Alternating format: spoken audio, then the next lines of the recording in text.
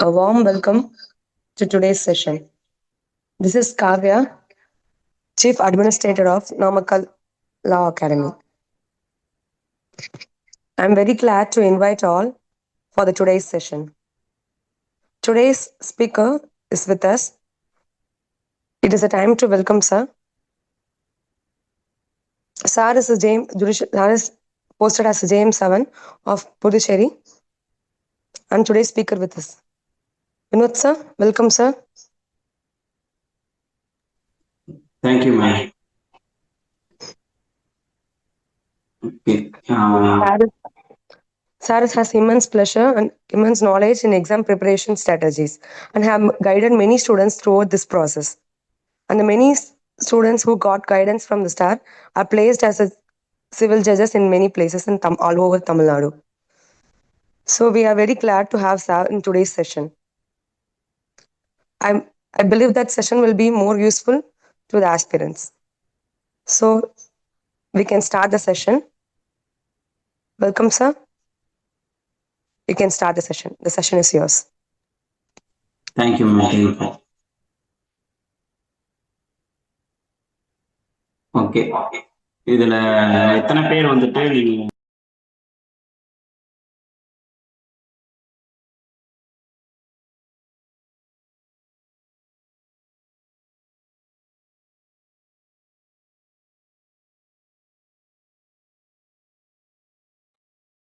Okay Kumaresan record ஆன்ல இருக்குங்களா? Yes sir. Okay. Students, நீங்க இதுல எத்தனை பேர் வந்துட்டு நீங்க டிஜே ஃப்ரெண்ட்ஸ் யாராவது இருந்தீங்க அப்படின்னா நான் அதுக்கேற்ற மாதிரி கொஞ்சம் கிளாஸை கொண்டு போவேன். டிஜே ஃப்ரெண்ட்ஸ் யாராவது இருக்கீங்களா? இருந்தீங்கன்னா ஹேண்ட் ரைஸ் பண்ணுங்க, என்ன அன்மியூட் பண்ணுங்க.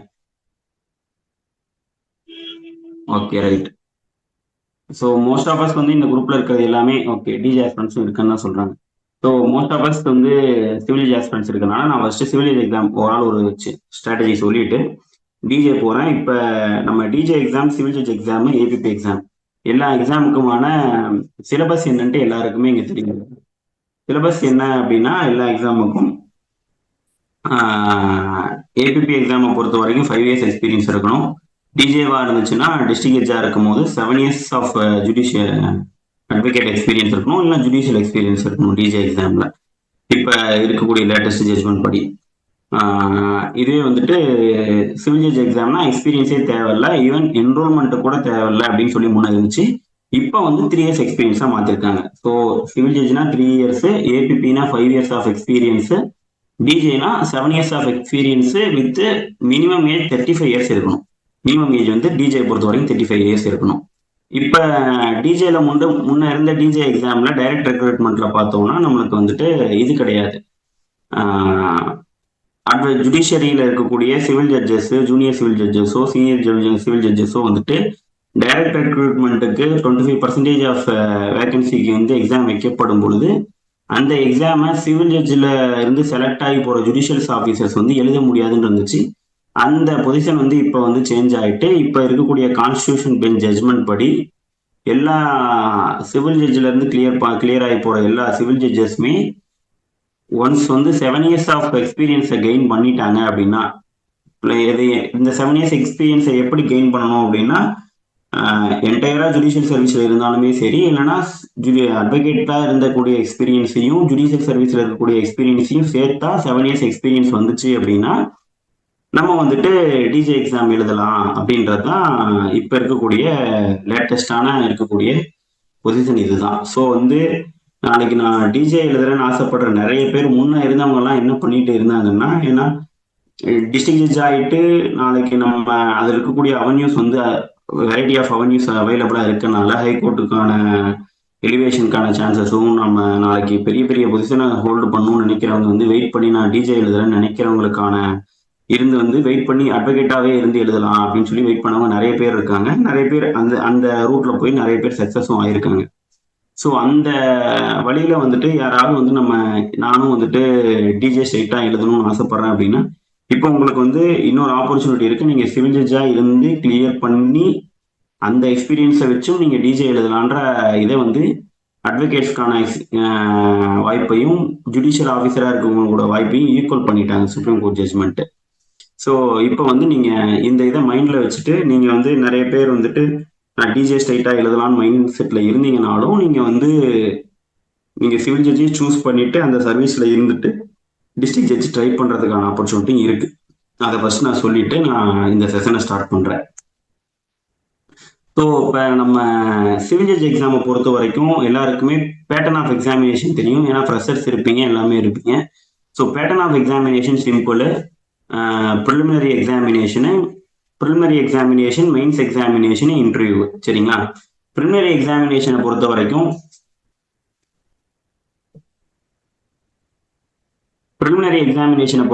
பார்த்தோம் அப்படின்னா நம்மளுக்கு வந்துட்டு 3 hours வந்துட்டு நம்மளுக்கு டைம் டியூரேஷனு. அதில் வந்துட்டு 100 MCQs கொடுத்துருப்பாங்க. சரிங்களா? அந்த 100 MCQவை பொறுத்த வரைக்கும் நம்ம வந்துட்டு ஒவ்வொரு கொஷினுக்கும் ஒரு மார்க்கு. லாஸ்ட் டைம் வந்துட்டு ஒரு கொஷின் தப்பா அட்டன் பண்ணா 0.10 10 கொஷின் அட்டன் பண்ணா 1 மார்க் மைனஸா போகும்.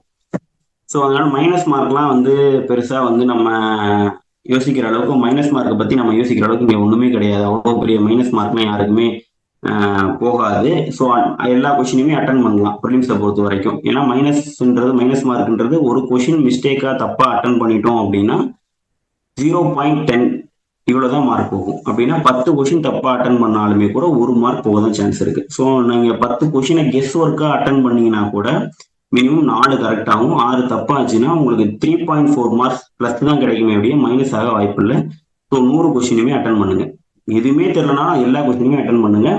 இதுதான் உங்களுக்கு ப்ரிலிம்ஸ்க்கான ஐடியா.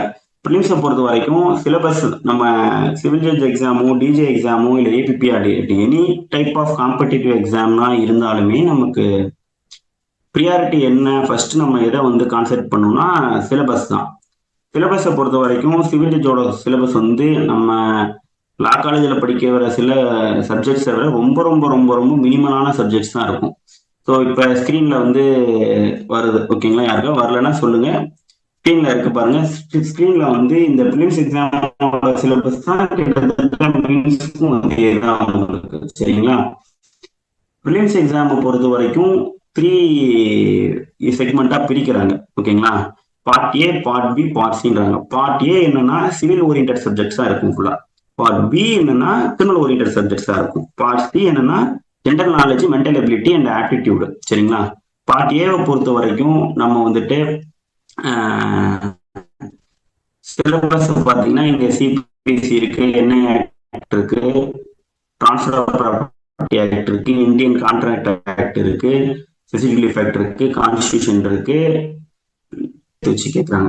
ஸோ இதுல எல்லாருமே இவ்வளோதையும் நம்ம வந்து அவ்வளோ ஸ்ட்ராங்கா படிக்கணுமா, தெரிஞ்சுக்கணுமா அப்படின்னு நம்ம யோசிச்சோம்னா அவ்வளோ டெப்தா வந்துட்டு நம்ம ஈச் பை ஈச் வந்து இன்ச் பை இன்ச்சாலாம் நம்ம படிக்கணுன்றது அவசியம் கிடையாது. ஆனா ஒன் டைம் என்டையர் பேராக்டையுமே இப்போ சிபிஎஸ்சி எடுக்கிறீங்களா, சிபிஎஸ்சி வந்து கொஞ்சம் கொஞ்சமா படிச்சாலுமே கூட ஒரு டைமாவது ஃபுல் பேராக்டையுமே நம்ம ஒரு டைமாவது ரீட் அவுட் பண்ணிருக்கணும்.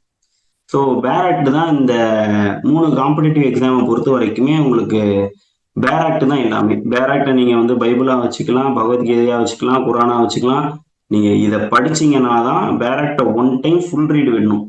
நான் வந்து சிபிஎஸ்சியில் வந்து அவ்வளோ செக்ஷன்ஸ், அவ்வளோ ரூல்ஸ் இருக்கு, நான் எப்படி எல்லாத்தையும் ஒரு டைம் படிக்கணும் அப்படின்னா ஒரு டைம் படிச்சுதான் ஆகணும். அப்பதான் உங்களுக்கு வந்து எந்தெந்த ஏரியா எந்தெந்த பேஜ்ல எந்தெந்த செக்ஷன்ஸ்ல இருக்குன்னு ஒரு ஐடியாவே கிடைக்கும். அதனால நீங்க வந்து ஒரு டைம் வந்துட்டு ஃபுல் பேராக்டையுமே ஒன் டைம் நீங்க வந்து ரீட் அவுட் விட்டுணும். அதுக்கு வந்து நோ அதர் கோ. அது வந்து ப்ரிலிம்ஸ்க்கு ஆகட்டும், மெயின்ஸ்க்கு ஆகட்டும், இன்டர்வியூ ஆகட்டும், இது வந்து நீங்க என்டையரா ரீட் பண்றது வந்து உங்களுக்கு கண்டிப்பா கை கொடுக்கும். சரிங்களா? அடுத்தது நீங்க செகண்ட் டைம், தேர்ட் டைம் போக போக ஒரு டைம் நீங்க ரீட் பண்ணும் போதே சைட்ல வந்து ப்ரிலிம்ஸ் எக்ஸாமினேஷனோட கொஸ்டின்ஸையும் மெயின்ஸ் எக்ஸாமினேஷனோட கொஸ்டின்ஸையும் அந்த சிலபஸுக்கு தகுந்த மாதிரி பார்க்க உங்களுக்கு வந்துட்டு நிறைய வந்துட்டு இந்த ஏரியாலாம் அதிகமாக கொஷின் வருது, ஸோ இந்த ஏரியாவில் வந்துட்டு நம்ம இன்னும் கொஞ்சம் கான்சன்ட்ரேட் பண்ணணும் அப்படின்றது உங்களுக்கு பார்க்க தெரிய வரும்.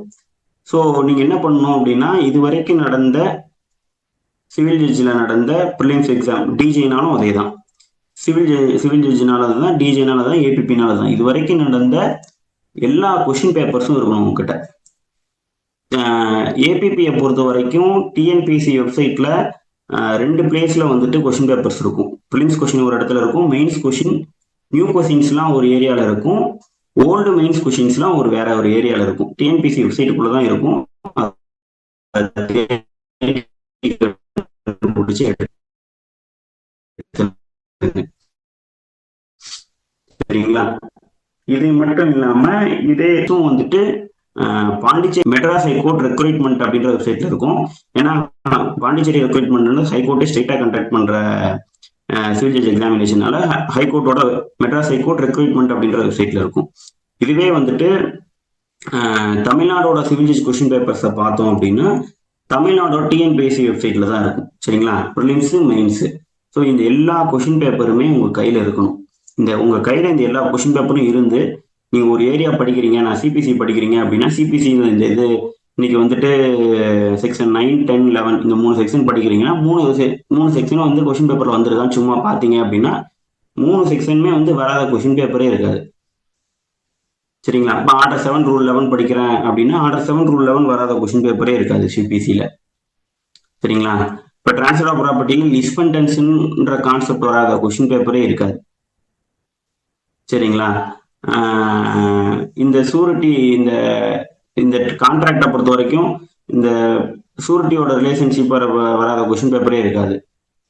ஸ்பெசிஃபிக் ரிலீஃப் ஆக்டை பொறுத்த வரைக்கும் ஸ்பெசிஃபிக் ரிலீஃப் ஆக்டில் இது வரைக்கும் நம்ம வந்து லா காலேஜில் படிக்கும் போது வந்து அதிகமாக ஒமிட் பண்ண சப்ஜெக்ட் என்னவா இருந்திருக்கும் அப்படின்னா ஸ்பெசிஃபிக் ரிலீஃப் ஆக்ட் தான். ஆனால் நீங்கள் என்டையர் ஸ்பெசிஃபிக் ரிலீஃப் ஆக்டையும் நீங்கள் படிச்சீங்க அப்படின்னா தமிழ்நாடோட ட்ரையல் கோர்ட்ஸில் முன்சிஃப் லெவல் கோர்ட்ஸில் இருக்கக்கூடிய பெரும்பாலான கொஸ்டின்ஸ் எல்லாமே சிவில் சூட் எல்லாமே வந்து ஸ்பெசிஃபிக் ரிலீஃப் ஆக்டை சுற்றி தான் இருக்கும். நீங்கள் ஸ்பெசிஃபிக் ரிலீஃப் ஆக்டை டச் பண்ணாமல் நீங்கள் ஒரு civil judge exam civil judgement writing எழுத முடியுமானா எழுதவே முடியாது. ஏன்னா 4 ஜட்ஜ்மெண்ட் ரைட்டிங் இருக்கு அப்படின்னா அதுல 3 ஜட்ஜ்மெண்ட் ரைட்டிங் உங்களால ஸ்பெசிஃபிக் ரிலீஃப் ஆக்டை நல்லா டெப்தா படிச்சிருந்தா மட்டும்தான் ஜட்ஜ்மெண்ட் ரைட்டிங்ல ஸ்கோர் பண்ண முடியும். ஏன்னா ஸ்பெசிஃபிக் ரிலீஃப் ஆக்ட்ல தான் ரெக்கவரி ஆஃப் இம்மூவபிள் ப்ராப்பர்ட்டி, ஓகேங்களா, recovery of possession of immovable ப்ராப்பர்ட்டிக்கும் ஸ்பெசிஃபிக் ரிலீஃப் ஆக்ட்ல தான் ஆன்சர் இருக்கு. ரெக்கவரி ஆஃப் மூவபிள் ப்ராப்பர்ட்டி அப்படி அதோட பொசிஷனை ரெக்கவர் பண்றதுக்கும் வந்து ஸ்பெசிஃபிக் ரிலீஃப் ஆக்ட்ல தான் வழிவகை இருக்கு. ஸ்பெசிஃபிக் பர்ஃபார்மன்ஸ் சூட் ஏற்றதை ஆற்றுக வழக்குன்னு தமிழ்ல சொல்லுவாங்க, அதுக்கும் வந்துட்டு ஸ்பெசிஃபிக் ரிலீஃப் ஆக்ட்ல தான் ஆன்சர் இருக்கு. சூட் ஃபார் பார்ட் பர்ஃபார்மன்ஸ்ன்றது டிரான்ஸ்ஃபர் ஆஃப் ப்ராப்பர்ட்டியோட கான்செப்ட். சரிங்களா? அதுல டிரான்ஸ்ஃபர் ஆஃப் ப்ராப்பர்ட்டி ஆக்ட்ல இருக்கு. அடுத்தது mortgage act, transfer of property mortgage suit வந்து நீங்க டிரான்ஸ்ஃபர் ஆஃப் ப்ராப்பர்ட்டி ஆக்டை படிச்சீங்கன்னா தெரிஞ்சுக்கலாம். அடுத்தது இன்ஜெக்ஷன் சூட்டு ஸ்பெசிஃபிக் ரிலீஃப் ஆக்ட்ல தான் இருக்கு. மேண்டேட்டரி இன்ஜெக்ஷனும் ஸ்பெசிஃபிக் ரிலீஃப் ஆக்ட்ல தான் இருக்கு. டிக்ளரேஷன் சூட்டு ஸ்பெசிஃபிக் ரிலீஃப் ஆக்ட்ல தான் இருக்கு. ஸோ ஸ்பெசிஃபிக் ரிலீஃப் ஆக்டை நீங்க டச் பண்ணாம ஒரு ரெக்டிஃபிகேஷன் சூட் போடுறீங்க அப்படின்னா ஸ்பெசிஃபிக் ரிலீஃப் ஆக்ட். ஒரு டாக்குமெண்ட் வந்து நல்லன் வாய்டுன்னு கேட்குறீங்களா, நல்லன் வாய்னு சொல்லி டிக்ளேர் பண்ண சொல்லி கேட்குறீங்களா, specific relief act. Nallan void கேட்காம ஒரு டாக்குமெண்ட்டை வந்து நீங்க கேன்சலேஷன் பண்ண சொல்றீங்களா, ஸ்பெசிஃபிக் ரிலீஃப் ஆக்ட். ஸோ இத்தனை சூட்டுமே ஒரே ஒரு act, specific relief act. So இந்த ஆக்டை வந்து நம்ம கான்ட்ராக்ட் ஆக்டோட சேர்த்து லா காலேஜில் வந்தப்ப ஸோ கான்ட்ராக்ட் ஆக்டை படிச்சு இதை சாய்ஸ்ல உள்ளான்னு படிச்சிருப்போம், இல்லைன்னா ஏதோ நம்ம சின்ன புக்கா இருக்கே அப்படின்னு சொல்லி போற புக்கில் தட்டியிருப்போம். ஆனால் ஸ்பெசிஃபிக் ரிலீஃப் ஆக்ட்ல இருக்கக்கூடிய கான்செப்ட்ஸும் அது வந்து ட்ரையல் கோர்ட்ஸ்ல வந்து ப்ராக்டிக்கலா யூஸ் பண்ற ரோலும் வந்துட்டு நீங்க நாளைக்கு ட்ரையல் கோர்ட்ல போய் நாளைக்கு ப்ராக்டிஸ் பண்றீங்கனாலும் சரி, நீங்க ஜுடிஷியல் ஆஃபீஸரா உட்காருங்கனாலும் சரி, சிவில் சைட்ல இருந்தீங்கன்னா ஸ்பெசிஃபிக் ரிலீஃப் ஆக்ட் நீங்க தரவா இருந்தீங்கன்னா ஒரு 60% ஆஃப் ப்ராப்ளம் வந்து ஈஸியா நீங்க சால்வ் பண்ணிடலாம். அப்படிதான் இருக்கும். ஸோ ஸ்பெசிஃபிக் ரிலீஃப் ஆக்ட் நீங்க வந்து ரொம்ப கான்சென்ட்ரேட் பண்ணி படிக்கணும். இது நான் சிவில சொல்றேன். இதே சிவில் ஜட்ஜ்மெண்ட் ரைட்டிங்கும் இன்னொரு முக்கியமான ஆக்ட் என்ன படிக்கணும் அப்படின்னா Indian evidence act. Indian evidence act இப்ப நம்ம என்ன சொல்றோம்னா பாரதிய சாட்சிய அதிநியம் சொல்றோம் இல்லையா. ஸோ ரெண்டுமே கிட்டத்தட்ட வந்து பெருசாலாம் வித்தியாசம் இல்லை, ரெண்டுமே கிட்டத்தட்ட ஒண்ணுதான். இந்தியன் எவிடன்ஸ் ஆக்ட்ல இருக்கக்கூடிய செக்ஷன்ஸோட சீக்வன்ஸும் பிஎஸ்ஐல இருக்கக்கூடிய செக்ஷன்ஸோட சீக்வன்ஸும் மாறி இருக்குமே தவிர கான்செப்ட்ஸ் வந்து பெரிய டிஃபரன்ஸ் வந்து கிடையவே கிடையாது. ஸோ நம்ம புதுசா ஒரு ஆக்டை படிக்கிறோம், பிஎஸ்ஐ படிக்கும் போது பிஎன்எஸ்எஸ் படிக்கும் போதும். இப்ப ஆடியோ கிளியரா இருக்குங்களா? ஓகே. பிஎஸ்ஐ படிக்கும் போதும் பிஎன்எஸ் படிக்கும் போதும் பிஎன்எஸ்எஸ் படிக்கும் போதும் நம்ம ஒரு புதுசா ஒரு கான்செப்ட் படிக்கிறோம், புது புக்கு படிக்கிறோம் அப்படின்னு நினைக்காதீங்க. உங்களோட மெத்தடை படிக்கிற மெத்தட் எல்லாமே எதை நோக்கி இருக்கணும் அப்படின்னா, நான் மெயின்ஸை கிளியர் பண்ணணும், இன்டர்வியூ கிளியர் பண்ணணும். ஏன்னா இதை நீங்க ரெண்டுக்கும் படிச்சீங்கன்னா ஆட்டோமேட்டிக்கா உங்களுக்கு வந்து ப்ரிலிம்ஸ் கிளியர் ஆகும். நீங்க ப்ரிலிம்ஸுக்குன்னு செப்பரேட்டா உட்காந்துட்டு நான் வந்து ஒன் வேர்டை வந்து ஒர்க் அவுட் பண்றேன், எம்சிக்யூ ஒர்க் அவுட் பண்றேன் அப்படின்னு நீங்க படிக்கவே தேவையில்லை. நீங்க மெயின்ஸுக்கு படிக்கும் போதே வந்துட்டு மெயின்ஸுக்கு வந்து இன்டெப்தா தான் மெயின்ஸுக்கு படிச்சாகணும். அந்த இன்டெப்த்தை வந்து நீங்க மெயின்ஸ்க்கு ஓரியன்டாவே ஸ்டார்டிங் வந்து படிச்சீங்கன்னா ப்ரிலிம்ஸ் வந்து தானா கிளியர் ஆகும். நீங்க அதுக்குன்னு உட்காரவே தேவையில்லை. ஒன்ஸ் ப்ரிலிம்ஸ் நோட்டிபிகேஷன் வர்ற வரைக்குமே இது வரைக்கும் நான் படிக்கவே ஆரம்பிக்கல அப்படின்னாலும் பேரக்ட் எல்லாம் ஒன் டைம் படிச்சுட்டு மெயின்ஸுக்கு படிக்க ஆரம்பிங்க. Question paper mains question paper பாருங்க, அதெல்லாம் ஜட்மெண்ட் ரைட்டிங் கொஸ்டின் பேப்பர் பாருங்க, டிரான்ஸ்லேஷன் கொஸ்டின் பேப்பர் பாருங்க, ஜட்மெண்ட் ரைட்டிங்லேயே சிவில் அண்ட் கிரிமினல் இருக்கு, ரெண்டையுமே பாருங்க. அடுத்தது சப்ஜெக்ட் கொஸ்டின் இருக்கும். ஒரு பேப்பர் வந்து ஃபுல்லா subjects, CPC, CrPC, evidence, constitution, law of pleadings. இது ஒரு பேப்பர். இந்த 4 பேப்பருக்கான இதை ஒர்க் அவுட் பண்ணி நீங்க அது ஓரியன்டா இந்த பேராக்ஸை படிச்சு பேராக்ஸை ஒரு டைம் ஃபுல்லா படிச்சீங்க அப்படின்னா ஆட்டோமேட்டிக்கா உங்களுக்கு வந்து ப்ரிலிம்ஸ் தானா கிளியர் ஆகும். செப்பரேட்டா வந்து நீங்க எம்சிக்கு ஒர்க் அவுட் பண்ண தேவையில்ல, செப்பரேட்டா உட்காந்து படிக்க தேவையில்ல. ப்ரிலிம்ஸ்ன்றது இந்த பேட்டர்ன் ஆஃப் எக்ஸாமினேஷன்ல ப்ரிலிம்ஸ் எக்ஸாமோட மார்க் வந்து உங்களுக்கு எங்க யூஸ் ஆகும்னா நீங்க ப்ரிலிம்ஸ்ல இருந்து மெயின்ஸுக்கு போறதுக்கு மட்டும்தான் யூஸ் ஆகும். உங்க டோட்டல் மார்க் அவங்க வந்து கால்குலேட் பண்ணும்போது உங்களோட ரேங்கை வந்து ஃபைனலைஸ் பண்ணும்போது உங்களோட மெயின்ஸ் மார்க்கும் இன்டர்வியூ மார்க்கும் வச்சுதான் ஃபைனல் பண்ணுவாங்க. ப்ரிலிம்ஸ் மார்க்ன்றது வந்து ஒரு குவாலிஃபையிங் டெஸ்ட் தான். நீங்க மெயின்ஸுக்கு போறதுக்கு ஒரு என்ட்ரன்ஸ் எக்ஸாம் மட்டும்தான் ப்ரிலிம்ஸ் எக்ஸாம். ஸோ உங்களோட ரேங்க்ல வந்து ப்ரிலிம்ஸ் எக்ஸாமோட மார்க்ஸ் வந்து எந்த ரோலுமே பண்ணாது. சரியா? அதனால உங்களுடைய செலக்ஷன்லயும் சரி எதுலையுமே வந்து யூஸ் ஆகாத ஒரு பேப்பர் என்ன பேப்பர்னா ப்ரிலிம்ஸ் எக்ஸாம் பேப்பர் தான். அந்த பேப்பருக்கு நீங்க செப்பரேட்டா உட்காந்து படிக்க தேவையில்லை. மெயின்ஸுக்கு படிங்க. மெயின்ஸுக்கு படிச்சீங்கன்னா ப்ரிலிம்ஸ் வந்து தானா கிளியர் ஆகும். ப்ரிலிம்ஸ் எப்போ படிக்கணும் அப்படின்னு சொல்றேன்னா ப்ரிலிம்ஸ் படிக்கவே வேண்டாம் நான் சொல்லலை. ப்ரிலிம்ஸ் எப்போ டச் பண்ணணும்னா ஒரு இந்த நீங்க மெயின்ஸ் எக்ஸாம் நோட்டிஃபிகேஷன் வர வரைக்கும் மெயின்ஸ்க்கே படிச்சுட்டு இருக்கீங்க. இப்போ வந்து திடீர்னு ப்ரிலிம்ஸ் எக்ஸாம் நோட்டிஃபிகேஷன் வந்துருச்சு. அப்போ எடுத்தா போதும். நீங்க ப்ரிலிம்ஸ் கொஸ்டின் பேப்பர் எடுக்கலாம், ப்ரிலிம்ஸோட கொஸ்டின் பேப்பர் எடுக்கணும், ப்ரிலிம்ஸோட இதுக்கு முன்னாடி தமிழ்நாடுல இருக்கக்கூடிய கொஸ்டின், பாண்டிச்சேரி ப்ரிலிம்ஸ் கொஸ்டின், அடுத்தது வந்துட்டு பாண்டிச்சேரி கொஸ்டின், கேரளாவோட கொஸ்டின்ஸ் எல்லாம் ஸ்டாண்டர்டா இருக்கும். அடுத்து டெல்லியோட ப்ரிலிம்ஸ் கொஸ்டின். சிலபஸை பார்த்துக்கோங்க. நம்ம சிலபஸ்ல என்ன சப்ஜெக்ட்ஸ் இருக்கோ அந்த சப்ஜெக்ட்ஸ் மட்டும்தான் உங்களுக்கு வந்துட்டு ப்ரிலிம்ஸ்ல வந்துட்டு படிக்கவே தவிர நீங்க கேரளாவோட மைனர் ஆக்ட்லாம் கூட இருக்கும், அதெல்லாம் நீங்க எடுத்து படிக்கணுன்றது அவசியமே கிடையாது. ப்ரிலிம்ஸ் எக்ஸாமுக்கு வந்து என்ன தேவையோ நம்ம சிலபஸ்க்கு என்ன தேவையோ அந்த சப்ஜெக்ட்ஸ் மட்டும் படிங்க. சரியா? இதுதான் வந்துட்டு ப்ரிலிம்ஸ் எக்ஸாமுக்கு நீங்க கொடுக்கக்கூடிய இம்பார்ட்டன்ஸா இருக்கணும். அடுத்து மெயின்ஸை பொறுத்த வரைக்கும் பாத்தீங்க அப்படின்னா டிரான்ஸ்லேஷனுக்கு வந்து இப்போ நான் மெயின்ஸ் வந்து ஒவ்வொரு பேப்பரா போக போறேன். நீங்க என்ன நோட் பண்ணுமோ நோட் பண்ணிக்கோங்க. மெயின்ஸை பொறுத்த வரைக்கும் உங்களுக்கு வந்துட்டு ஃபர்ஸ்ட் நீங்க தெரிஞ்சுக்க வேண்டிய ஏரியா என்ன அப்படின்னா டிரான்ஸ்லேஷன் பேப்பர். பார்ட் பி ஃபுல்லா வந்து கொஞ்சம் ஸ்லைட கீழே இருக்குங்க. பார்ட் பி கொண்டு போங்க.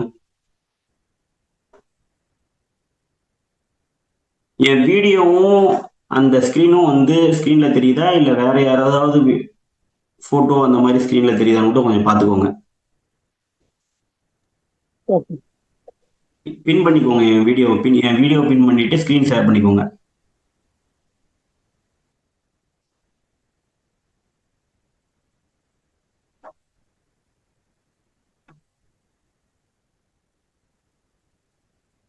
ஓகேவா? இப்ப நம்ம பார்ட் பி என்ன ப்ரிலிம்ஸ்ல பார்ட் பி அதேதான், 3 சப்ஜெக்ட் தான். CrPC, evidence, IPC. இதோட பிஎன்எஸ், பிஎஸ்ஏ, பிஎன்எஸ்எஸ் இதுதான் வரும். இதுக்கும் அதே பேட்டர்ன் தான் உங்களுக்கு. ப்ரீவியஸ் இயர் கொஸ்டின் பேப்பர்,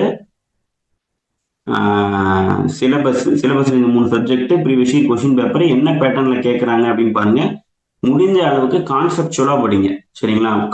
கான்செப்சுவலா படிங்கன்னா நீங்க படிக்கிறது எல்லாமே வந்துட்டு செக்ஷன் 1, செக்ஷன் 2, செக்ஷன் 3, செக்ஷன் 4 அப்படின்னு சொல்லி வரிசையா எல்லா செக்ஷனையும் வந்து மக்கப் பண்றது இந்த எக்ஸாமுக்கு ஏதாவது நம்ம வாழ்க்கைக்கும் அது உதவாது. சரிங்களா? நாளைக்கு நீங்கள் ப்ராக்டிஸ் பண்ணீங்கனாலும் அது யூஸ் ஆகாது. நீங்கள் செக்ஷன் 1 செக்ஷன் 2 படிக்கிறதெல்லாம் வந்து காலேஜோட ஸ்டாப் பண்ணிட்டு இப்போ படிக்கிற மெத்தட் எல்லாமே உங்களுக்கு வந்து கான்செப்சுவலாக ஒரு அண்டர்ஸ்டாண்டிங் இருக்கணும். ப்ராக்டிக்கலாக ஒரு ப்ராப்ளம் கொடுத்தா அது நீங்கள் எப்படி மேனேஜ் பண்ணி எப்படி வந்து அதுக்கு சொல்யூஷன் கண்டுபிடிப்பீங்க அப்படின்றது தான் உங்களோட ஐடியாவாக உங்களோட எக்ஸாம் பேட்டர்னில் நீங்களோட ஸ்டடி மெத்தடாக இருக்குமே தவிர செக்ஷன் 1 செக்ஷன் 2 உட்காந்து மக்கப் படித்து எழுதக்கூடிய எக்ஸாம் இது கிடையாது. அது மெயின்ஸுக்கு எல்லளவும் உதவாது. நீங்க கான்செப்சுவலா படிக்கிறப்பயே முக்கியமான செக்ஷன்ஸ்லாம் ஆட்டோமேட்டிக்கா அவங்க மைண்ட்ல ஸ்டோர் ஆக ஆரம்பிச்சிடும். அப்படி படிங்க. செக்ஷன் 1 செக்ஷன் 2 செக்ஷன் 3 செக்ஷன் 4 மாதிரி ஒரு 100 செக்ஷனை மக்கப் பண்ணிட்டு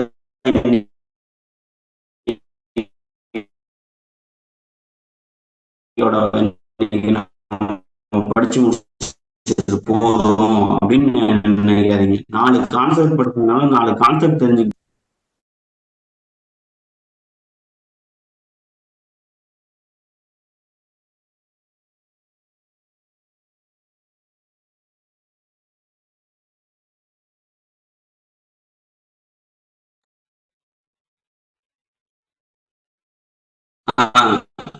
இப்ப கேக்குதா?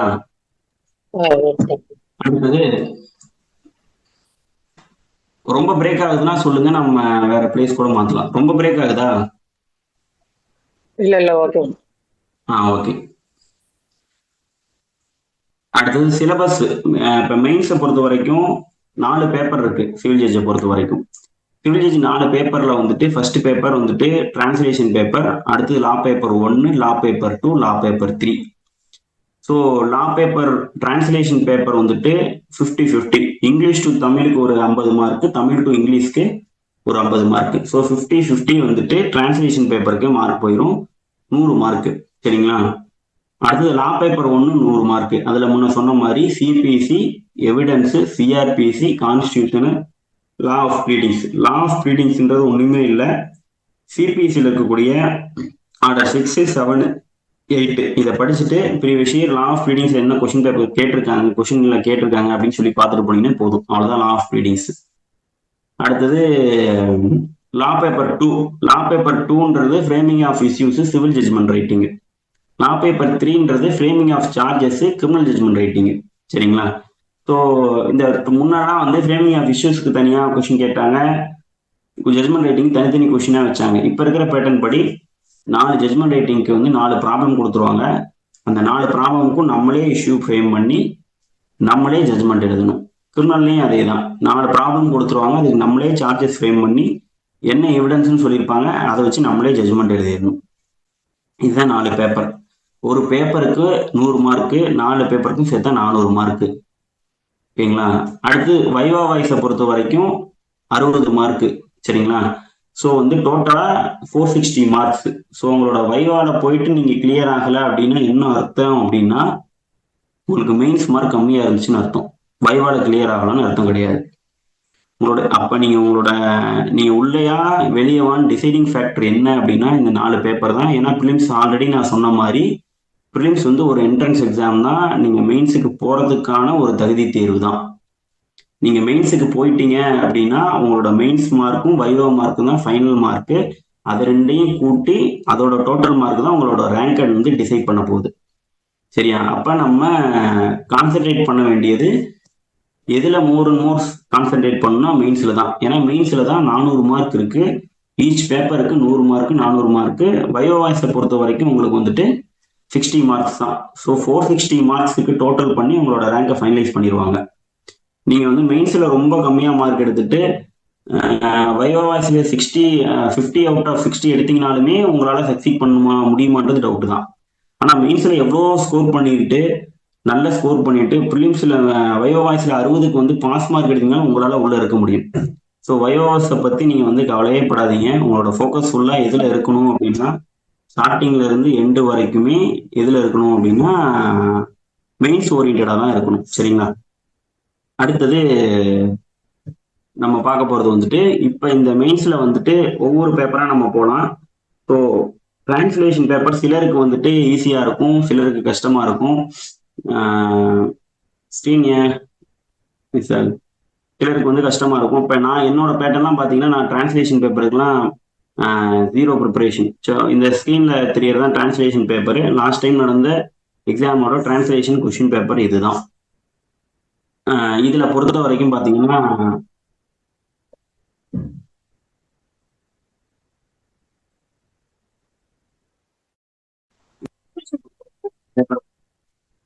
இந்த டிரான்ஸ்லேஷன் பேப்பர் பார்த்தீங்கன்னா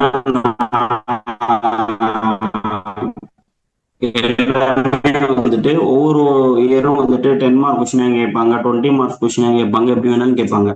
மொத்தத்துல பேட்டர்ன் எப்படி இருக்கும் அப்படின்னா, இதுக்கு வந்து நீங்க வந்து எதை வச்சு ப்ரிப்பேர் பண்ணணும் இந்த டிரான்ஸ்லேஷன் பேப்பர் அப்படின்னா, இப்ப நம்மளுக்கு வந்து தீர்ப்பு திரட்டு அப்படின்னு சொல்லிட்டு கூகுள் பண்ணீங்க அப்படின்னா, தீர்ப்பு திரட்டை வந்து கூகுள் பண்ணீங்க அப்படின்னா, தீர்ப்பு திரட்டுன்னு ஒரு பப்ளிகேஷன் வந்து நம்ம மெட்ராஸ் ஹைகோர்ட் வந்துட்டு பார்ட்டிசிபென்ட்ஸ் ஆடியோ கிளியரா இருக்கா? எஸ் சார், எஸ் கிளியரா இருக்கு. Okay madam, thank you madam. நோன்னு சொல்றாங்களே, அவங்க சைட்ல தான் ப்ராப்ளமா இருக்குமா? பிரேக்கிங்னு சொல்றாங்க. நம்ம சைடு கிளியரா இருக்கா எல்லாருக்குமே? நம்ம சைடு கிளியரா தான் சார் இருக்கு. Okay madam. மேடம் உங்க சைட்ல தான் கிளியர் இல்ல, கனின்னு சொல்லிட்டு யாரோ மெசேஜ் போடுறீங்க. இல்ல சார், சில டைம் திடீர்னு பிரேக் ஆகும் சார் பேசினே இருக்கும் போது. அப்படியா? ஆமா சார், இப்ப கேக்குது, பட் ஆனா திடீர்னு பிரேக் ஆயிடுது, அப்புறமா நல்லா கேக்குது, அப்படி போகுது. சரி, ஓகே ஓகே, சரி sir, okay sir, thank you. So translation பேப்பரை பொறுத்த வரைக்கும்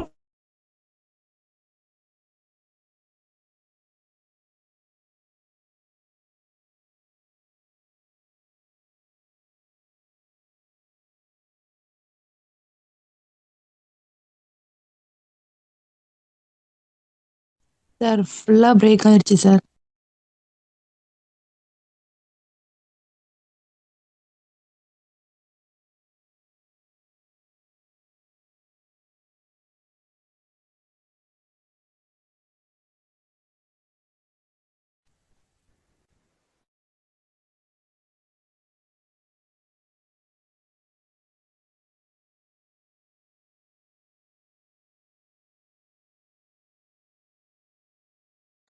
பார்ட்டிசிபென்ட்ஸ் வெயிட் பண்ணுங்க, சார் ஜாயின் பண்ணிக்குவோம்.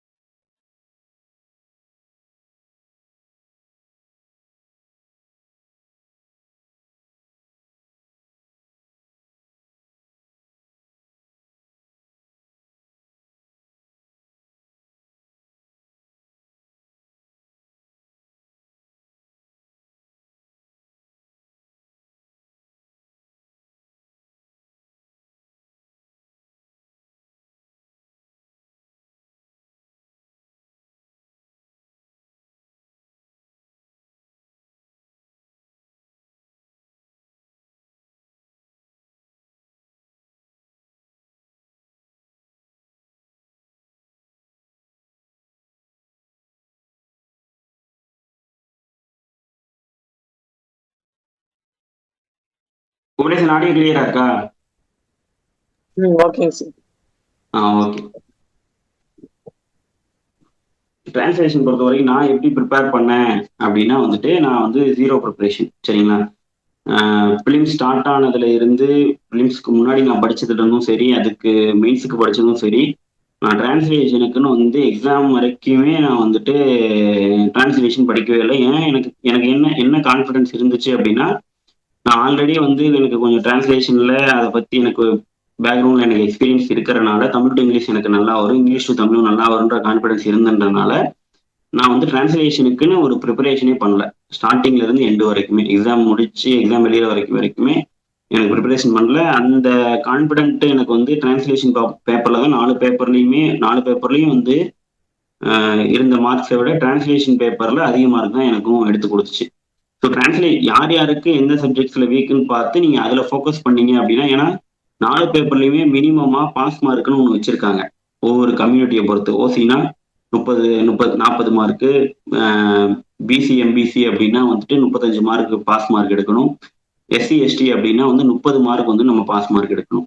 ஸோ இந்த பாஸ் மார்க்கை டச் பண்ற அளவுக்கு 4 பேப்பர்லையுமே எடுத்தா மட்டும்தான் நம்ம வைவா கூப்பிடுவாங்க. இந்த 4 பேப்பர்ல ஏதோ ஒரு பேப்பர்ல வந்துட்டு 20 மார்க் எடுத்துட்டு மற்ற 3 பேப்பர்லயும் சிவில் ஜட்ஜில் வந்துட்டு நம்ம 90 மார்க் 80 மார்க் எடுத்தாலுமே அது வந்து உங்களை வந்துட்டு வைவாக்கே உங்களை அலோவ் பண்ண மாட்டாங்க. ஸோ 4 பேப்பர்லையுமே நம்ம மினிமமா அந்தந்த கம்யூனிட்டிக்கு நான் சொன்ன மார்க்ஸை எடுத்தாகணும். அதனால நம்ம எதுல வீக்கா இருக்கும் தெரிஞ்சுக்கிட்டு அதுல வந்து கான்சென்ட்ரேட் பண்ணணும். அதே மாதிரி நம்ம 4 பேப்பர்லையும் 35 மார்க் எடுக்கிற லெவல்ல ப்ரிப்பேர் பண்ணிட்டோம் அப்படின்னா அதுக்கு மேல வந்து எது நம்மள மார்க்கை பூஸ்ட் பண்ணணும் அதை வந்து நீங்க ப்ரிப்பேர் பண்ணணும். நான் அதனால வந்து டிரான்ஸ்லேஷன் பேப்பர் எனக்கு நார்மலாவே தெரியும். இதுக்கு நம்ம ப்ரிப்பேர் பண்ணலனாலுமே நல்ல மார்க் தான் வரும் அப்படின்னு எனக்கு தெரியும்னால நான் ப்ரிப்பேர் பண்ணல. ஸோ ப்ரிப்பேர் பண்ணணும் அப்படின்னா இல்லை எனக்கு டிரான்ஸ்லேஷன் கஷ்டம் அப்படின்னா நீங்க எப்படி பண்ணணும் அப்படின்னா, நீங்க பேராக் படிக்கும் போதே வந்துட்டு தமிழ்ல வந்து பேராக்டையும் வாங்கி வச்சுக்கோங்க, இங்கிலீஷ்லையும் பேராக்ட் வாங்கி வச்சுக்கோங்க. நீங்க தமிழ் பேராக்டையும் இங்கிலீஷ் பேராக்டையும் மிக்ஸ் பண்ணி படிக்க படிக்க படிக்க ஒரே கான்செப்டை நீங்க 2 டைம் படிச்ச மாதிரியும் ஆயிரும், டிஃப்ரெண்ட் லாங்குவேஜ்ல படிச்சு புரிஞ்சுக்கிட்ட மாதிரி ஆயிரும். உங்களுக்கு டிரான்ஸ்லேஷனுக்கும் தேவையான வார்த்தைகள்லாம் தனியா அதுக்குன்னு நீங்க டைம் ஸ்பெண்ட் பண்ணி படிக்காம உங்களோட லீகல் வேர்ட்ஸும் நார்மல் வேர்ட்ஸும் அதிகமா படிக்க தமிழ் டிரான்ஸ்லேஷனோட பேராக்ஸையே படிக்க படிக்க படிக்க உங்களுக்கு 2 டைம் படிச்ச மாதிரி ஆயிரும், டிரான்ஸ்லேஷனுக்கு ப்ரிப்பேர் பண்ண மாதிரி ஆயிரும். அதே மாதிரி ரொம்ப லேண்ட்மார்க்கா இருக்கக்கூடிய judgments, Arnesh Kumar judgment, Nakkeeran Gopal judgment, இப்ப சிவில்ல வந்து வினிதா சர்மா, ராகேஷ் சர்மா, இந்த மாதிரி ரொம்ப லேண்ட்மார்க் ஜட்ஜ்மெண்ட்ஸ் எல்லாம் வந்துட்டு தீர்ப்பு திரட்டுலையும் ஓப்பன் பண்ணி வச்சுக்கோங்க. தீர்ப்பு திரட்டுன்னு போட்டீங்கன்னா தீர்ப்பு திரட்டு வரும் கூகுள்ல. அதை போட்டுட்டு தீர்ப்பு திரட்டுல வரக்கூடிய ஜட்ஜ்மெண்ட்ஸே ரொம்ப லேண்ட்மார்க் ஜட்ஜ்மெண்ட்டா இருக்குது அந்த ஜட்ஜ்மெண்ட் எடுத்துக்கிட்டு அதே ஜட்ஜ்மெண்ட்டை இங்கிலீஷ்லையும் படிங்க, தமிழ்லையும் படிங்க. ஸோ உங்களுக்கு வந்துட்டு லீகல் வேர்ட்ஸும் தமிழ்லையும் இங்கிலீஷ்ல டிரான்ஸ்லேஷன் கிடைச்சிரும், நார்மல் வேர்ட்ஸும் கிடைச்சிரும். ஜட்ஜ்மெண்ட்ஸும் பேராக்ஸும் தமிழ் இங்கிலீஷ்லையும் படிக்கும் போது இதை படிச்சுக்கிட்டு ப்ரீவியஸ் இயர் கொஸ்டின் பேப்பர்ல எப்படி கேட்கறாங்க அப்படின்றத பார்த்துட்டு அதை வந்து ஒரு டைம் நீங்க வந்து எழுதி பார்க்கலாம். டிரான்ஸ்லேஷன் பேப்பருக்கு இதுதான் நீங்க டிரான்ஸ்லேஷன் பேப்பருக்கு இப்படிதான் நீங்க படிக்கணும். ஸோ இதுதான் டிரான்ஸ்லேஷன் பேப்பருக்கான ஸ்ட்ராட்டஜி. அடுத்து மற்ற பேப்பர் லா பேப்பர் 1 பொறுத்த வரைக்கும் சிபிசி, சிஆர்பிசி, இப்போ வந்துட்டு சிஆர்பிசிக்கு வந்து பிஎன்எஸ்எஸும் கேட்பாங்க, சிஆர்பிசிக்கும் கேட்பாங்க. ஏன் ரெண்டுமே கேட்பாங்க அப்படின்னு சொல்றேன்னா, ரெண்டுமே நம்மளுக்கு இன்னும் வந்துட்டு செட்டில் ஆகல. சரிங்களா? பழைய ப்ரொசீடிங்ஸ், பெண்டிங் ப்ரொசீடிங்ஸ்க்கெல்லாம் வந்துட்டு சிஆர்பிசி அப்ளை பண்ணிட்டு இருக்கோம். இப்போ புதுசா ஸ்டார்ட் பண்ண ப்ரொசீடிங்லாம் வந்துட்டு பிஎன்எஸ்எஸ் ஸ்டார்ட் பண்ணி அப்ளை பண்ணிட்டு இருக்கோம். ஸோ இதுதான் வந்துட்டு எல்லா நியூ லாஸ்லையுமே 3 நியூ லாஸுமே நீங்க வந்துட்டு ஓல்டு லாவும் படிச்சாகணும், நியூ லாஸும் படிச்சாகணும். ரெண்டையும் படிச்சா மட்டும்தான் உங்களுக்கு எக்ஸாமையும் கரெக்டா எழுத முடியும். நாளைக்கு கோர்ட்டுக்கு போய் அந்த 2 லாவையும் அப்ளை பண்ண தேவைப்படுற சமயத்தில் அப்ளை பண்ணவும் முடியும். ஸோ அதனால நீங்க 2 லாவுமே படிச்சுதான் ஆகணும் இப்ப இருக்கிற பொசிஷன் படி.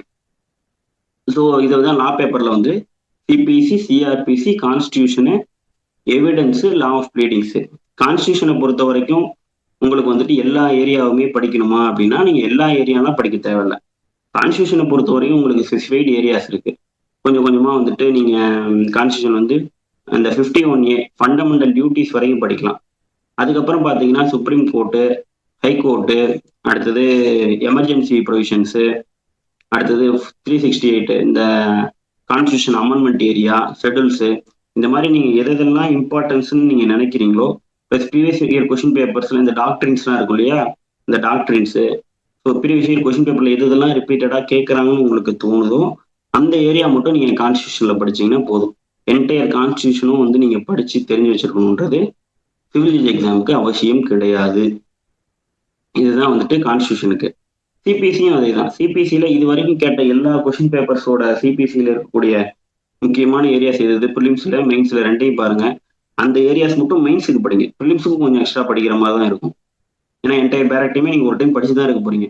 நான் வந்து எல்லாத்தையும் ஒரு டைம் நான் ரிப்பீட்டடா படிக்கிறதுக்கு என்னன்றதான் இப்ப சொல்றேனே தவிர மற்றபடி என்டையர் பேராக்டையுமே 1 டைம் ரீட் விட்டு தான் ஆகணும். விட்டுட்டு அதுக்கப்புறம் நீங்க எக்ஸாம் ஓரியன்டா வந்து இன்னும் கொஞ்சம் இன்டெப்தா போக வேண்டிய ஏரியாலாம் இன்டெப்தா படிக்க போறீங்க. இது சிபிசிக்கு.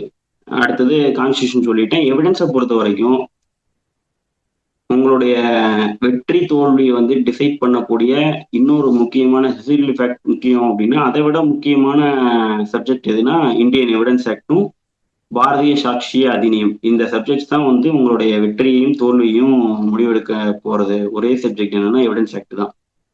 ப்ரிலிம்ஸ்ல பாத்தீங்கன்னா கிட்டத்தட்ட ஒரு 10 to 15 கொஸ்டின்ஸ் கேட்பாங்க. மெயின்ஸ்லயும் பாத்தீங்கன்னா கிட்டத்தட்ட சிவில் ஜட்ஜ்மெண்ட் ரைட்டிங்ல எவிடன்ஸ் அப்ரிஷியேட் பண்ணாதான் உங்களால சிவில்ல ஜட்ஜ்மெண்ட் எழுத முடியும்.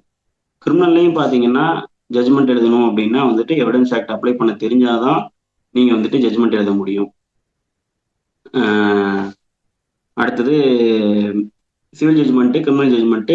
அது இந்த லா பேப்பர் ஒன்லயும் பாத்தீங்க அப்படின்னா ஜட்ஜ்மெண்ட் அப்ளை பண்ண தெரிஞ்சாதான் உங்களால எவிடன்ஸ் ஆக்ட் அப்ளை பண்ண தெரிஞ்சாதான் பல கான்செப்டை படிச்சு வச்சாதான் அதுல ஒரு 25 மார்க் கேட்பாங்க லா பேப்பர் ஒன்ல.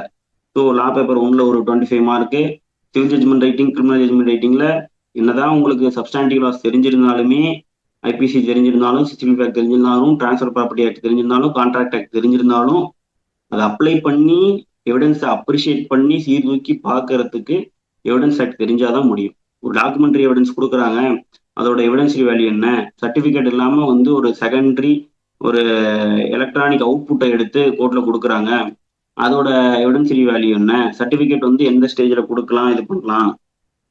அலிபி வந்துட்டு டிஸ்சார்ஜ் பெட்டிஷன்ல வந்து நாளைக்கு டிஸ்சார்ஜ் எக்ஸாம்ல டிஸ்சார்ஜ் பெட்டிஷன்லாம் டிசைட் பண்ண சொல்லுவாங்க. அலிபி எப்படியா எடுத்திருக்காங்கன்னு சொல்லுவாங்க. அது அலிபிலாம் எடுக்க முடியுமா முடியாதா? ஸோ என்டையர் இந்த எக்ஸாம் பேட்டர்ன் எல்லாமே வந்து at the end of the day evidence ஆக்டை சுற்றி தான் வரப்போகுது. ஸோ எவிடன்ஸ் ஆக்டை பார்த்தீங்கன்னா கிட்டத்தட்ட ஒரு நீங்கள் எக்ஸாம் முடிக்கிறதுக்குள்ள ஒரு 20 டைமாவது படிச்சிருப்பீங்க வேர் ஆக்டை மட்டுமே. அது ஓரியன்டான கேஸ்ல அர்த்த ஒரு 5 டைமாவது ஒவ்வொரு கேஸ்லாவையும் படிச்சிருக்கணும் நீங்க. ஸோ எவிடன்ஸ் ஆக்டை நீங்க தரவு பண்ணீங்கன்னா மட்டும்தான் என்டையர் எக்ஸாமை நீங்க வந்து சக்ஸஸ்ஃபுல்லா முடிக்க முடியும். ஏன்னா இன்டர்வியூலையும் உங்களுக்கு வைவாலையும் வந்துட்டு எவிடன்ஸ் ஆக்டை வச்சு கொஸ்டின்ஸ் கேட்பாங்க. ப்ரிலிம்ஸ்லையும் மார்க்ஸ் இருக்குன்னு சொல்லிட்டேன், 15 மார்க் இருக்குன்ட்டேன். மெயின்ஸ்ல கிட்டத்தட்ட 3 பேப்பரோட வந்துட்டு வெற்றி தோல்வியை டிசைட் பண்றது எவிடன்ஸ் ஆக்ட் தான் சொல்லிட்டேன். ஸோ எவிடன்ஸ் ஆக்டை நீங்க வந்து தரவு பண்ணிடணும். சிலபஸ் உங்களுக்கு வந்து பைபிளாவும் குரானாவும் பகவத்கீதாவும் இருக்குது அப்படின்னு நீங்க நினைக்கும் போது எவிடன்ஸ் ஆக்ட் அதுக்கு மேலன்னு வச்சுக்கோங்க. இதை டச் பண்ணலன்னா நீங்க அவுட், அவ்வளவுதான். ஒரு எந்த ஆக்டை நீங்க விட்டீங்கனாலுமே கிளியர் பண்றதுக்கான சான்சஸ் இருக்கும். எவிடன்ஸ் ஆக்டை விட்டீங்கன்னா அது நீங்க எல்லா பேப்பர்லயுமே அதை நீங்க யூஸ் பண்ண போறன்றதுனால எவிடன்ஸ் ஆக்டை நீங்க வந்துட்டு தள்ளி வச்சுட்டு ஒதுக்கி வச்சுட்டு படிச்சுக்கிட்டு இருந்தீங்க அப்படின்னா நம்மளோட வெற்றி வந்து ரொம்ப தூரமா இருக்குன்னு நினைச்சுக்க வேண்டியதான். ஆனால் நீங்க எவிடன்ஸ் ஆக்டை வந்து ஸ்டார்டிங்ல இருந்தே டே பை டே ஒரு 10 செக்ஷனா படிக்கிறீங்க. திரும்ப முடிச்சிட்டனே நான் ஏன் திரும்ப எவிடன்ஸ் ஆக்டை படிக்கணும்னு நினைக்காதீங்க. ரிவிஷனும் டெய்லி 10 செக்ஷன். நீங்க வந்து இன்னிலிருந்து ஸ்டார்ட் பண்ணி எக்ஸாம் முடிகிற வரைக்கும் கம்மியான செக்ஷன்ஸ் தான் இருக்கு, 167 செக்ஷன் தான் இருக்கு எவிடன்ஸ் ஆக்ட்ல, நான் 1 வீக்ல படிச்சு முடிச்சுன்னு தூக்கி ஓரம் வைக்க கூடாது.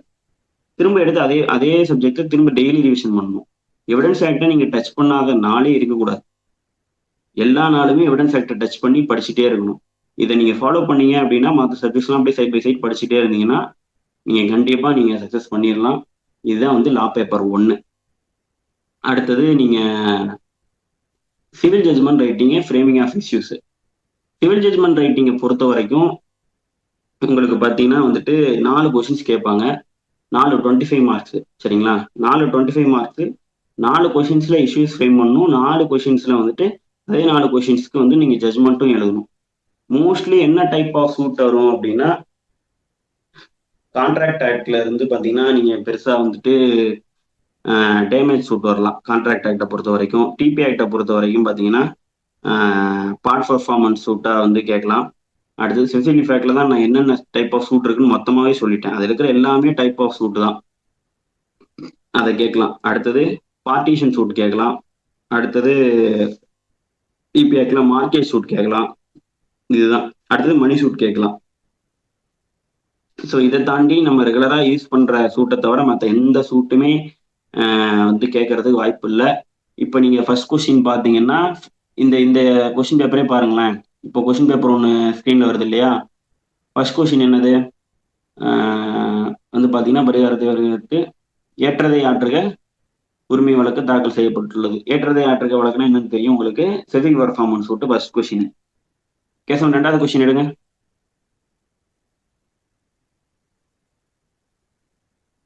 2வது கொஸ்டின் போங்க. அதே தான் கொஸ்டின் வந்து உங்களுக்கு இங்கிலீஷ்லயும் இருக்கும், தமிழ்லயும் இருக்கும். கோயம்புத்தூர் வருடம் முதன்மை கடனில் உத்தரவாதம் அளித்தவர்களுக்கு எதிராக தாக்கல் செய்யப்படும் உரிமை வழக்கு. சரிங்களா?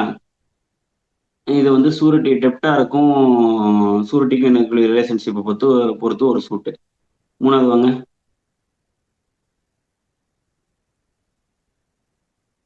3வதும் சிவில் பர்ஃபார்மன்ஸ் சூட்டு. அடுத்த 4 வாங்க.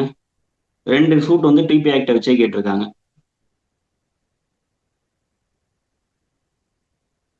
எடுக்கிறது ஆட்களையும் இன்ஜெக்ஷன் சூட்டு 4வது. சரிங்களா?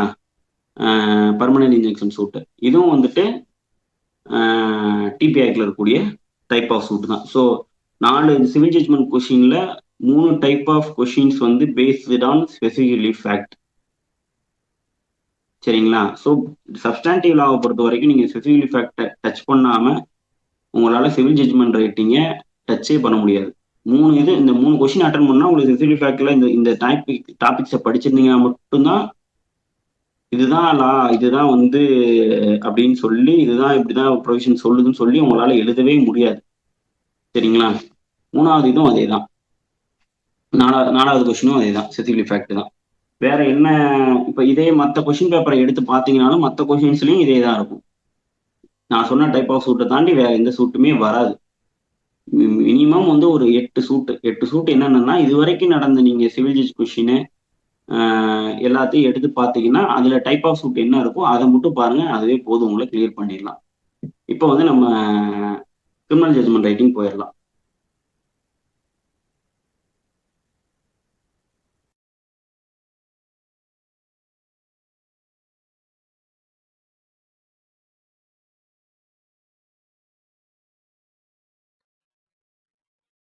அடுத்தது கிரிமினல் ஜட்ஜ்மெண்ட் ரைட்டிங்கை பொறுத்த வரைக்கும் பார்த்தீங்க அப்படின்னா, கிரிமினல் ஜட்ஜ்மெண்ட் ரைட்டிங்கை பொறுத்த வரைக்கும் உங்களுக்கு வந்து 4 கொஷின்ஸ். சரிங்களா? 4 கொஷின்ஸ்ல பார்த்தீங்கன்னா வந்துட்டு ஒரு கொஷின் எப்பயுமே வந்துட்டு ஸ்க்ரீன்ல தெரியுற மாதிரி ஒரு கொஷின்ஸ் வந்துட்டு என்ஐ ஆக்டை வச்சு மட்டுமே ஒரு கொஷின் வரும். 138ல வந்து ப்ரைவேட் கம்ப்ளைண்ட் போட்டு அதுக்கு வந்து 138க்கு வந்துட்டு இப்போ நீங்கள் வந்து 138ல வந்து கம்பெனியை வந்துட்டு பார்ட்டியை ஆட் பண்ணக்கூடாதா, கம்பெனி ஆட் பண்ணா அதோட கான்சிக்வன்ஸ் என்ன, அது மெயின்டைனபிள் ஆகுமா ஆகாதா, அதுக்கு 141 ஆஃப் என்ஐ ஆக்ட் என்ன சொல்லுது, கம்பெனியோட டைரக்டர்ஸ்க்கு என்ன லைபிலிட்டி, கம்பெனிக்கு என்ன லைபிலிட்டி, அதெல்லாம் வந்து என்ஐ ஆக்ட்ல என்ன சொல்லுது. அடுத்தது வந்து டைம் பார்டு செக்னா அது வந்து வேலிடா இல்லையா, ஓகேங்களா? டைம் பார்ட் டெப்ட்டுக்கு செக் இஷ்யூ பண்ணா அந்த செக் வந்து மெயின்டைனபிளா இல்லையா. அடுத்தது இந்த மாதிரி வந்து ஒவ்வொரு கான்செப்டா சில செக்லாம் பார்த்தீங்கன்னா வந்துட்டு செக்கோட டேட்ல வந்து ஏதோ ஒரு ப்ராப்ளம் இருக்கும். இப்போ 2001 போட்ட செக்கை 2000 சில செக்லாம் பார்த்தீங்கன்னா 200 அப்படின்னு இருக்கும். லாஸ்ட்ல 2001 2 3 4 9 வரைக்கும் எழுதுற மாதிரி ஒரு கோடு இருந்து டேஷ் விட்டுருப்பாங்க. அப்போ அது இப்போ எப்போ இஷ்யூ பண்ண செக்காக இருக்குன்னா 2001 9 வரைக்கும் இந்த பீரியட்ல இஷ்யூ பண்ண செக்காக தான் இருக்கும். அப்போ 200ல ஒரு 0 வந்து 1ன்னு மாற்றி 2019 செக் அப்படின்னு போட்டுருவாங்க. ஏன்னா அந்த 200ல ஒரு 0 வந்து லாஸ்ட்ல இருக்கிற 0 வந்து 2 மாற்றி 2025 மாற்றி எழுதியிருப்பாங்க.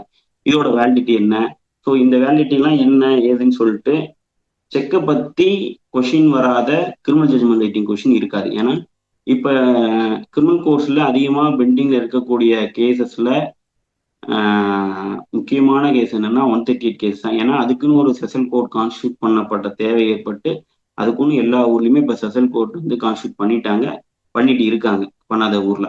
ஸோ அப்படின்ற போது என்ஐ ஆக்ட்ல கொஷின் இல்லாத ஒரு கொஷின் பேப்பர் இருக்காது. ஸோ ஒரு ஜட்ஜ்மெண்ட் ரைட்டிங் என்ஐ ஆக்ட் வச்சு தான் இருக்கும். ஸோ உங்களுக்கு என்ஐ ஆக்ட்ல நீ எல்லா கான்செப்ட்டுமே கிளியர் கட்டா தெரிஞ்சு வந்துச்சு. இந்த இப்படி செக் வந்துச்சுன்னா இப்படி என்ன பண்ணணும், இப்படி செக் வந்துச்சுன்னா என்ன பண்ணணும் அப்படின்னு சொல்லிட்டு எல்லா கான்செப்டையும் தெரிஞ்சு வச்சுட்டு ஜட்ஜ்மெண்ட் ரைட்டிங்கு எப்படி கேட்டாலுமே என்ஐ ஆக்ட்ல எழுதுற அளவுக்கு ரெடி பண்ணி வச்சுட்டீங்கன்னா போதும். அடுத்தது என்ஐ ஆக்டை பொறுத்த வரைக்கும், அடுத்தது கிரிமினல் ஜட்ஜ்மெண்ட் ரைட்டிங்கை பொறுத்த வரைக்கும் ரெகுலரா ஜேஎம் கோர்ட்ல என்னென்ன செக்ஷன்ஸ் எல்லாம் யூஸ் பண்ணுவோமோ, என்னென்ன அஃபென்சஸ்லாம் சீட்டிங் அஃபென்ஸ் வரும், அடுத்தது கிரிமினல் பிரீச் ஆஃப் ட்ரஸ்ட் வரும், தெஃப்ட் அஃபென்சஸ் வரும், இந்த மாதிரி வந்து ரெகுலரா ஜெயின் கோட்ல என்னென்ன அஃபென்சஸ்லாம் வருமோ அதை பொறுத்து கொஸ்டின் கேட்பாங்க. அதையும் நீங்க எதை வச்சே தெரிஞ்சுக்கலாம் அப்படின்னா ப்ரீவியஸ் இயர் இது வரைக்கும் நடந்த சிவில் ஜட்ஜ் கொஸ்டின் பேப்பர்ஸை வச்சே தெரிஞ்சுக்கலாம். இதை தவிர நீங்க புதுசா எதையும் நீங்க தெரிஞ்சுக்கணுன்றது அவசியமே கிடையாது. So question papers, syllabus, pattern of examination என்னன்னு சொல்லிட்டேன். இதுதான். இந்த 2 ஸ்டேஜையும் தாண்டிட்டீங்க, நல்லா பண்ணிட்டீங்க அப்படின்னா உங்களுக்கு வைவான்றது ஒரு ஒரு டஃப்பாகவே தெரியாது. ஏன்னா 400 மார்க் எடுத்துல நல்லா ஸ்கோர் பண்ணிட்டேன்றவங்களுக்கு வைவால வந்து ஏன் கவலைப்பட்டுட்டு போய் அட்டன் பண்ண போறாங்க சொல்லுங்க. 400 மார்க்ல நம்ம நல்லா ஸ்கோர் பண்ணியாச்சு, வைவால நம்மளால பாஸ் மார்க் போட்டாலுமே நம்மளால உள்ள போக முடியும் அப்படின்ற கான்ஃபிடன்ஸ் இருந்தோட உள்ள போனீங்கன்னா நீங்க கண்டிப்பா சக்சஸ் ஆயிருவீங்க. இதுதான் வந்துட்டு 4 பேப்பரோட எக்ஸாம் பேட்டர்னு, சிலபஸ் இதுதான். இந்த 4 பேப்பர் இந்த சிவில் ஜட்ஜ் எக்ஸாமை பொறுத்த வரைக்கும் ஏதாவது நீங்க டவுட்ஸ் இருந்துச்சு அப்படின்னா நீங்க கேட்கலாம். அடுத்து நான் டிஜே வந்துட்டு ஓவரால் வியூ இதே மாதிரி வந்துட்டு ஒரு 1/2 hour